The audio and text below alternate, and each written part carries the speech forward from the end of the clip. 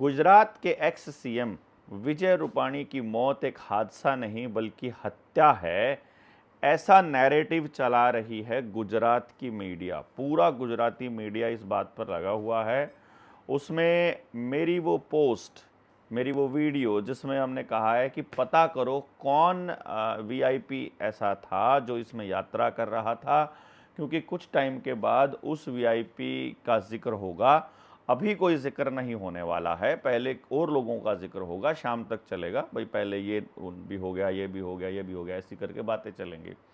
ये बात मैंने उस वक्त अपनी वीडियो में बताई थी, तो वो पूरी मीडिया चला रही है। इतने बजकर इतने मिनट पर हादसा हुआ, ये वीडियो इतनी देर में आई, मतलब क्योंकि अपलोड होने में, बनने में, उसकी तैयारी करने में भी समय लगता है। ऐसा तो है नहीं है कि हादसा हो गया और हम वीडियो बना दें। हमारे पास तो कोई इक्विपमेंट भी नहीं होते हैं। जहाँ होते हैं, जिस हाल में होते हैं, कोशिश करते हैं कि भाई बना दिया जाए। तो उस वीडियो का हवाला दिया जा रहा है और उस पर नैरेटिव चलाया जा रहा है कि वो जो हादसा है वो असल में विजय रूपाणी के लिए ही, उनको ठिकाने लगाने के लिए ही बाकी के लोगों की बलि ली गई। फिर 1206 का भी आंकड़ा है, फिर नरेंद्र मोदी का सम्मानित होना भी है, फिर फ़िलिस्तीन और इजराइल का युद्ध भी है, और फिर वो तमाम घटनाक्रम जो दुनिया भर में घट रहे हैं, उन सब का एक वहाँ उनको क्या स्थान मिलेगा, ये सब एक इत्तेफाक नहीं हो सकता। पूरे घटनाक्रम एक दूसरे से जुड़े हुए हैं। स्टालिन जो कर्नाटक की जो सरकार है वो नरेंद्र मोदी के खिलाफ काम कर रही है। ऐसा नैरेटिव बनाया जा रहा है कि मोदी और स्टालिन की खिलाफत है और स्टालिन जो है वो इनके खिलाफ खड़ा हो रहा है।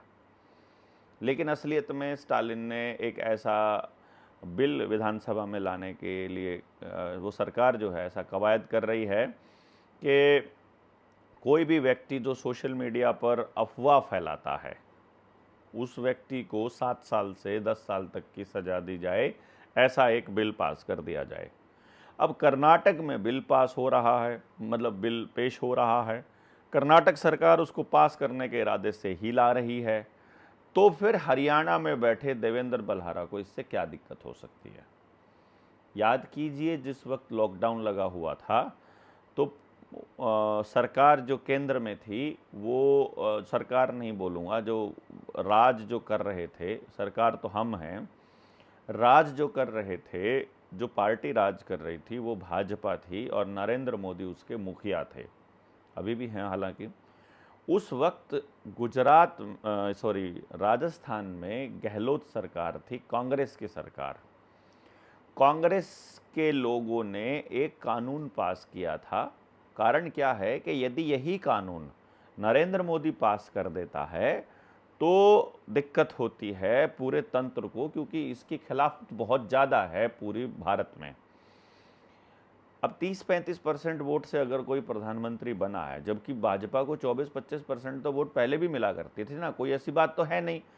तो ऐसा तो है नहीं कि भाजपा 0 थी और नरेंद्र मोदी के आने के बाद 35% पे पहुंची है। ये तो आप लोगों को पता ही है कि 2014 में भाजपा को जो वोट मिले थे वो 31% मिले थे और 2009 में 24% मिले थे।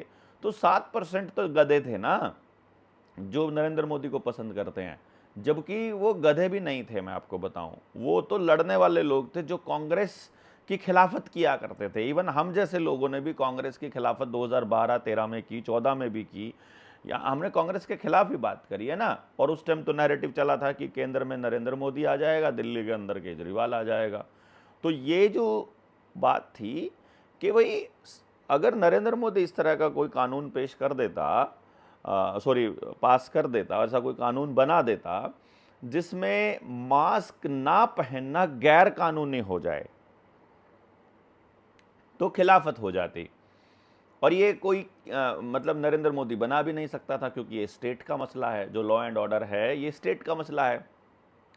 तो बीजेपी की कोई सरकार बना देती तो भी बगावत हो जाती, इसलिए कांग्रेस की सरकार में बनाया गया ये। इसको बड़े गौर से समझना है आप लोगों ने कि कांग्रेस की सरकार ने वो कानून बनाया ताकि लोगों में बगावत कम से कम हो, खिलाफत कम से कम हो, क्योंकि ऑलरेडी वो जो पार्टी है वो विपक्ष में है। इसी तरह से अब जो बीजेपी की घोर विरोधी पार्टी है और लोगों में बीजेपी के खिलाफत है, वो लोग अब मतलब स्टालिन जो है वो ऐसा कानून लेकर आ रहा है। अब ये अलग-अलग सरकारों से, अलग-अलग स्टेट से क्यों बनाए जा रहे हैं? उसका रीज़न ये है कि केंद्र के लिए बहुत आसान होता है देश की व्यवस्था को बनाए रखने के लिए और अगली किसी चीज़ में, उस लूप होल में उसको लेने के लिए कि जो कानून एक स्टेट ने बना दिया वही कानून दूसरी स्टेट में भी रेप्लिकेट कर दिया जाए और उसी को पूरे देश के अंदर लागू कर दिया जाए। इसीलिए ये अ, इसीलिए ये किया जाता है कि एक ऐसी सरकार से कानून बना लिया जाए जिसका पता ही ना चले। मान लो कर्नाटक में कानून पास हो रहा है, तो जो उत्तर भारत है वो तो विरोध नहीं करेगा। उत्तर भारत विरोध नहीं करेगा तो फिर क्या होगा?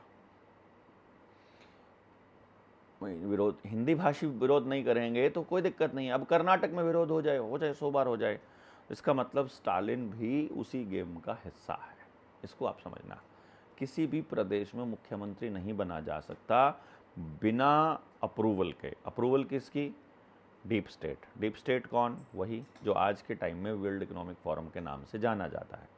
मान लीजिए जो वर्ल्ड वॉर वन में, पहले विश्व युद्ध में, दूसरे विश्व युद्ध में, ईरान इराक युद्ध में, अमेरिका इराक युद्ध में, जो उस वक्त संभाल रहे थे सब चीज़ों को, जो उस वक्त फार्मा कंपनियों को देख रहे थे, वही आज संभाल रहे हैं। जो उस वक्त जिनके पास युद्ध की सामग्री थी, हथियार थे, उन्हीं के पास आज है। जो उस टाइम पर लोगों को, राजनीतिक लोगों को जगह दिया करते थे, ट्रेनिंग दिया करते थे और राज किया करते थे और टैक्सेशन का जिनको फ़ायदा जाता था और इंडस्ट्री का जिनको फ़ायदा जाता था, उन्हीं को आज जाता है। तो आपके लिए हो सकता है उनका नाम यूनाइटेड नेशन हो जाए, मेरे लिए उनका नाम वर्ल्ड इकोनॉमिक फोरम हो जाए। आप किसी को अलग सोचते हो, आपको लगता है अडानी और अंबानी अलग है। मुझे मालूम है कि अंबानी की वेंचर्स में भी उन्हीं की इन्वेस्टमेंट है जिसकी वेंचर्स में जिसकी इन्वेस्टमेंट अडानी की वेंचर्स में है। वही विप्रो का मालिक है, वही मतलब टाटा का मालिक है, वही महिंद्रा का मालिक है। आपको महिंद्रा का मालिक अलग नज़र आता है और टाटा का अलग आता है। हमको अलग नहीं आता है क्योंकि हमको मालूम है कि सबका मालिक एक है।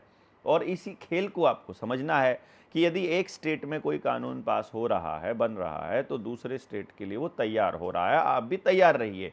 और बल्कि एक स्टेट में नहीं, पूरी दुनिया में कहीं भी ऐसा कुछ हो रहा है तो आप ये मानकर चलिए कि वो आपके गांव में, आपके शहर में भी वो आएगा। वो ट्रायल लिया जाता है थोड़े से कबीले के ऊपर, जैसे कि लैब में पूरे शरीर को टेस्ट नहीं किया जाता, उसका एक ब्लड का एक बूंद ले लो, बस खून का एक एक कतरा मिल जाए और आपके पूरी बॉडी को टेस्ट किया जा सके।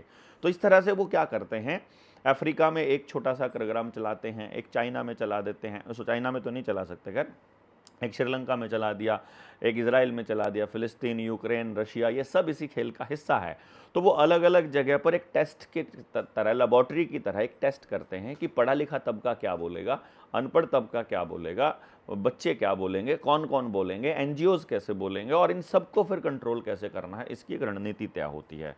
इसलिए आप सब लोगों को ये समझना है कि जो एस्टैब्लिशमेंट है, जो इस टाइम पर स्थापित लोग हैं, चाहे वो एनजीओज के लोग हैं या संगठनों के लोग हैं, पार्टियों के लोग हैं या यूनियनों के लोग हैं, वो नहीं बोलेंगे। तो जनता को आगे आना पड़ेगा और जनता आगे आए, इसी के लिए हम लोग जेएसएम में ट्रेनिंग कर रहे हैं।